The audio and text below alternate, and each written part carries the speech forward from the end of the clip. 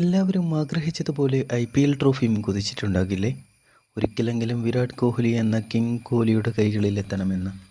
1.5 പതിറ്റാണ്ടിലേറെ നീണ്ട ആ കാത്തിരിപ്പിന് ഇതാ പരിസമാപ്തി. ആവേശം കൊടുമുടി കയറിയ ഫൈനലിനൊടുവിൽ അഹമ്മദാബാദ് നരേന്ദ്രമോദി സ്റ്റേഡിയത്തിൽ IPL കിങ്ങും കപ്പും കണ്ടുമുട്ടുന്നു. കന്നിക്കിരീടം മോഹിച്ചെത്തിയ കിങ്സ് 11 പഞ്ചാബിനെ 6 റൺസിന് തകർത്താണ് റോയൽ ചലഞ്ചേഴ്സ് ബാംഗ്ലൂരു IPL കിരീട ദാരിദ്ര്യത്തിന് വിരാമമിട്ടത്.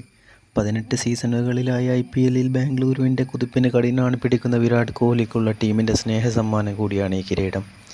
2022 ഫുട്ബോൾ ലോകകപ്പിൽ ലയണൽ മെസ്സിക്കായി കിരീടം പൊരുതി നേടിയ അർജന്റീന ടീമിനെ പോലെ ഈ സീസണിൽ 8 അർദ്ധ സെഞ്ചുറികളുമായി ടീമിൻ്റെ നെടുന്തൂണായതും വിരാട് കോഹ്ലി തന്നെയാണ്.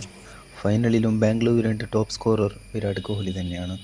2016 IPL ഫൈനലിൽ ഹൈദരാബാദിനോട് 9 റൺസിന് പരാജയപ്പെട്ടതിൻ്റെ നിരാശ മായ്ക്കുന്നതാണ് 9 വർഷത്തിനു ശേഷം ബാംഗ്ലൂരുവിൻ്റെ കിരീടം. 191 റൺസ് വിജയലക്ഷ്യം തേടി ഇറങ്ങുമ്പോൾ ആത്മവിശ്വാസത്തിൽ ഒരുപടി മുന്നിലായിരുന്നു പഞ്ചാബ്. ഈ സീസണിൽ മുമ്പ് 8 തവണ 200-ന് മുകളിൽ സ്കോർ കണ്ടെത്തിയ പഞ്ചാബിൻ്റെ ബാറ്റിംഗ് നിരയ്ക്ക് കടലാസിലും കണക്കിലും കരുത്ത് കൂടുതലായിരുന്നു. പക്ഷേ ഈ സാല കപ്പ് ബാംഗ്ലൂരുവിന് നൽകണമെന്ന് ദൈവനിശ്ചയമായിരുന്നു.